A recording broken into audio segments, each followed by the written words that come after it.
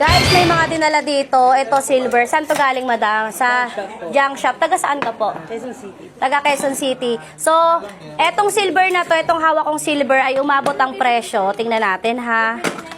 Ma'am, umabot po itong hawak ko lang tong silver ay umabot ng 18,400 pesos.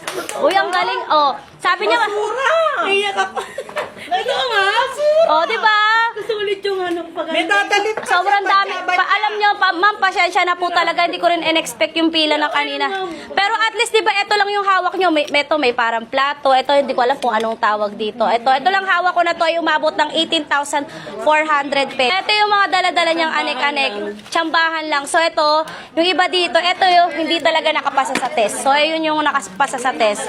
So, ng 23,966. Ayan. Congratulations sa'yo, ha. At least, hindi sayang yung pila mo. Thank you very much. Oo. Pasensya na po sa haba ng pila. Oh, ayan yung silver po nila. Oh. Kaya kung meron kayong silver, hikaw na walang pares, platinum, gold, dalhin nyo dito.